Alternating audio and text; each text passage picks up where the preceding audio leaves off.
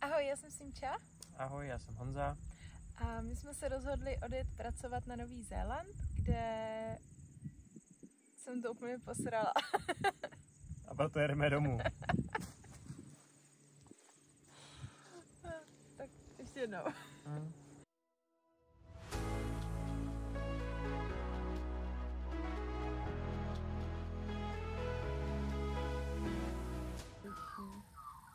Čau! Ahoj! To podle mě bude pěkný. To nebude. Tak jo, ahoj. Čus. My vás zdravíme u dalšího videa. Teď se podíváme, co novýho na farmě máme a co teď děláme.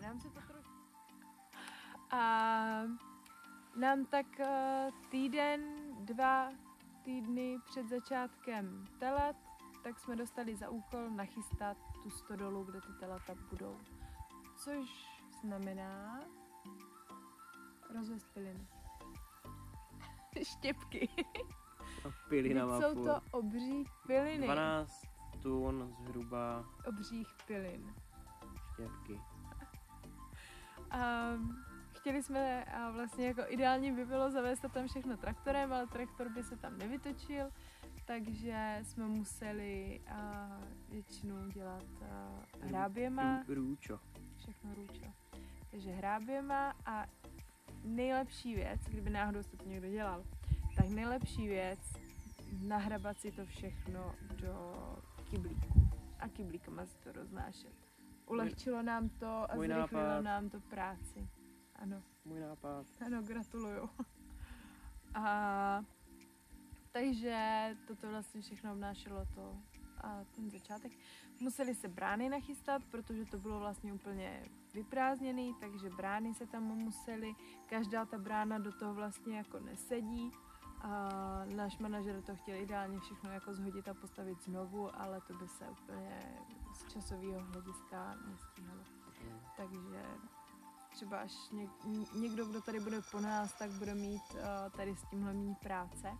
Tak jo, teď si tady uděláme takový shrnutí našeho dne a vlastně předtím, co jsme měli ty dny, tak každý byl úplně jiný, pokaždé jsme dělali úplně něco jiného a teď se to konečně začíná nějak vlastně ustálovat, takže už máme přesně daný jako co budeme ten den dělat, víme prostě dopředu, na co se máme připravit, ty dny teď budou bývat teda hodně stejný, ale snad nám to vydrží nás to bavit celou dobu, myslím si, že jo, zatím je to taková jako spíš zábava než práce, i když náročný to je, teda to neříkám. Takže to shrnutí. Většinou kolem těch 7:30 do té práce jdeme a každý druhý den se musí pokropit. To většinou dělá Honzík. Rozprášit, ne pokropit. Rozprášit hořčík. Jsme detailisti. Jo, to dělá Honzík a to probíhá jak? To probíhá tak, že je prostě potřeba na ten pedok, kde jsou, rozprášit zhruba 25 kg magnézia, což v podstatě je jak vitamíny, aby měli snazší porod a víc živin. Se teď přes zimu je trošku pomalej roste tráva, není v ní tolik živin, takže se rozprašuje to magnézium, což znamená, že člověk hodinu jezdí do kolečka, každých 5 minut musí zastavit, protože se mu to přestane rozprašovat.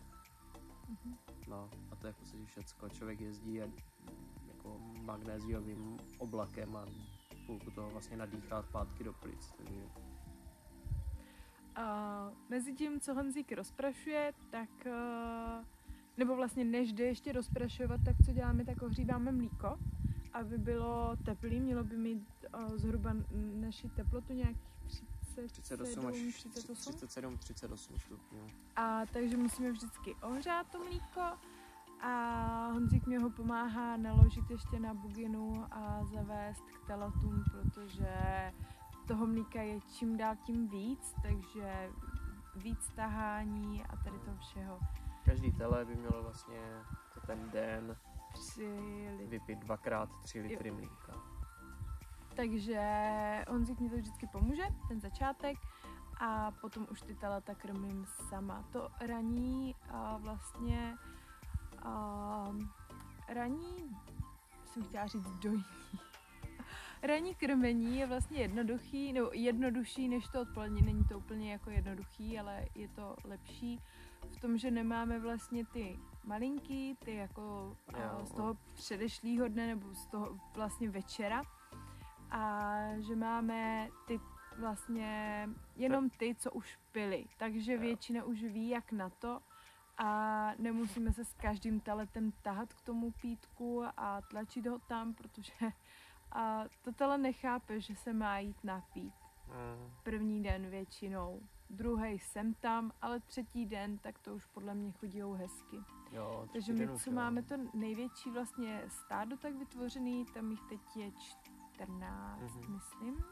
Jestli tam teď nepřesouvali, my máme teď 2 dny volna, takže nevíme, jak se to tam pozměnilo, ale 14 vlastně telat a ty pijou úplně sami, takže tam jenom nalijeme mlíko a už je to vlastně jako jejich a oni většinou, když jim tam dáme pítko, ještě tam není mlíko, tak oni už tahají a jsou připravený.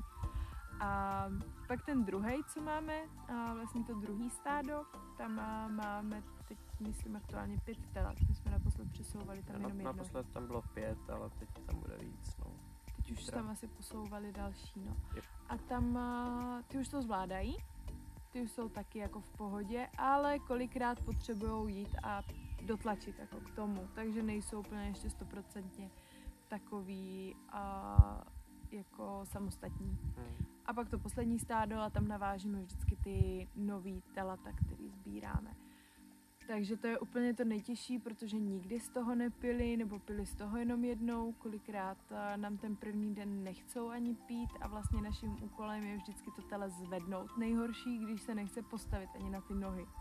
To nenávidím, protože to tele prostě musíme vzít celou vlastně tu váhu toho telete a přinutit ho, aby vůbec stálo a potom ho ještě přesvědčit, aby došlo až k tomu pítku. A teď jsme tam měli třeba takovýho obříka, který je úplně největší tele, co máme a byl čerstvě narozený. To je tak do pasu už. A je masakrální. Když si ho strčím mezi nohy, abych ho držel potom kolenama, tak sotva došáhnu na zem. Je obrovský, no. No, takže jako maxi. S ním se tak to jsem minule volala i Honzíkovi, aby to rychle rozprášil a dojel, protože jsem neměla sílu na toho vůbec ho tam dotlačit. A teď už pije teda pěkně, ale on nechtěl, myslím, pít to odpoledne, další den ráno a možná i odpoledne se trošku zdráhal, takže 3krát se tak zdráhal, že prostě pít nebude. Je potřeba je trochu vyhladovět, aby prostě začali pít. Jo, takže většinou ten první den, to odpoledne, kdy je tam dovedeme, tak je úplně a nenutíme do toho, zkoušíme to. Ne, že bychom řekli, jo, tak ty se napili od matky, protože ne každá matka je taková, jaká by měla být. A kolikrát se o ně vůbec jako nestarají, nezajímají nic. Takže ty telata nevíme, který dostali nést, tak který ne, ale když prostě to tele tam dotlačíme, naučíme pít všechno, tak kolikrát stejně nesaje, tak to většinou tlačíme až další den ráno. A chodíme teda na 7:30, to probíhá to první a odpoledne o 2:30 a to dojíme vlastně znovu, ale již my už nedojíme. My díky bohu nedojíme ty nový krávy, nový matky, ale krmíme vlastně tu novou várku s tím, že už tam máme i ty z předchozího dne vlastně, nebo z toho jako večera. Takže ty, co ještě nikdy nepili, tak to děláme všechno už jako s Honzikem spolu. Hlavní učení je vždycky až odpoledne. Jo. Pro ty nejnovější. Ale jako zkoušeli jsme dojít ty nový matky vlastně, ty jalovice, které teď porodily své první telata. A to nezávidím. To je něco asi, co já bych fakt dělat nechtěla, protože ty krávy na to nejsou zvyklí. A musí se vlastně tak ze zadu jako hladit po tom vemínku, aby dávali to mlíko, protože oni to zarazijou, že prostě nechcou dávat. Tak se musí... V podstatě trik na to je takový, že ta kráva se musí drbat pod vagínou, dokud se nepochčije. A v okamžiku, kdy začne chcát, tak nedokáže držet mlíko a opustí mlíko. a už se pak dojí v pohodě. No, ale A nebo se jí může kopou píchnout injekce, ta funguje stejně, ale to nedávám. spíš děláme tu, nebo my ne, ale Díky dělá bohu se ne. ta první metoda, no. A hodně kopou teda. A nechtějí to prostě na sobě mít. Takže fakt bych to asi dělat nechtěla, díky bohu za telata. I za tu náročnou práci. A hlavně jsou roztomilí.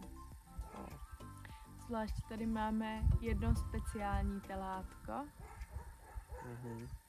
Myslíš stejky? Jo, máme speciální telátko stejky, kterou jsme si popsali, aby bylo jasný, že to je prostě naše tele a hlavně je to první tele, který přežilo a od úplně nejpomalejší krávy, kterou tady na farmě máme.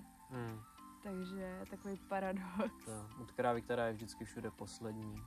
Jo, taková brzda. Tak 835 my jsme, myslím, zmiňovali v tom předchozím videu. Jo, je to možný. 835 je to, že? Jo. Takže máme teď vlastně její tele stejky. To byl jeho nápad. Jo. Tak teď chodí všude popsaná, otřela se nám o takový tele, co má na sobě bílý flíčky, takže to s bílýma flíčkama už má modrý flíčky. Půlka telat je tam prostě modrá teďka v tom výběhu. Jinak my si tady oblíbence dělat úplně nemůžeme mezi těma telatama, protože ty telata půjdou Do hamburgerů. No, hamburgery, stejky a podobně a do Evropy. Napřed jsme mysleli, že do Číny, ale pak nás šéf vedl z omylu, že ne, že to bude v Evropě. A takže tam asi za chvíli budete mít maso tady od nás. Ale... Nevím, kam přesně jde to maso. Nevím. Tak to je široký pojem Evropa, že? Ale jako nevím, kam přesně. Ale co je asi za mě nejtěžší, tak to není to dávat to tele jako pryč. Jako ještě nepřijel ten kamion, takže ještě nevím. Ale úplně asi nejtěžší věc za mě je ta, že musíme vzít to tele od té matky. Ať už živý nebo mrtvý. Živý mě to až tak nevadí, ale... Fakt? Jo, nebaví mě sbírat mrtvý telata jako na trávě, zmrzlý. Mě to taky nebaví a nelíbí se mě to tahat a házet s tím do buginy, protože těžký, že jo, takže se musím vzít. A jako, ne, že bychom ho úplně házeli, ale prostě jsem tam se třeba praští o hlavu, ale to už ho nebolí. Ale, máme tam teď takovou malou hromádku mrtvolek. No. Ale to pro mě není to nejhorší, protože stejně by umřeli. Snad už to pohřbili.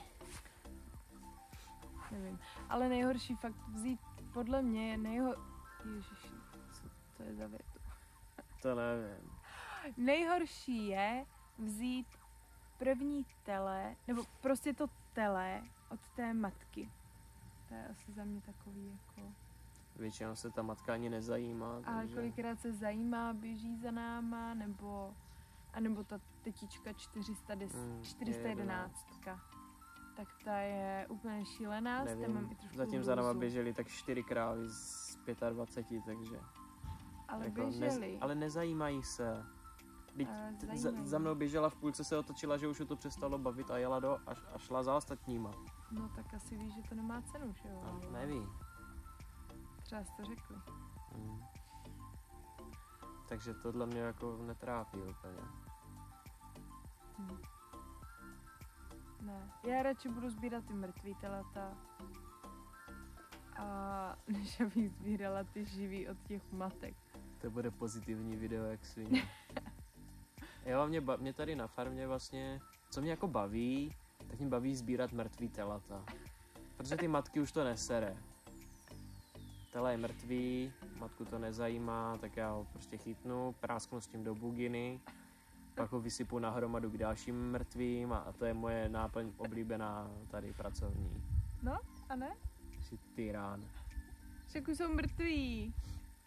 No. Mnohem lepší, než tam sbírat živý telata a jim matkám.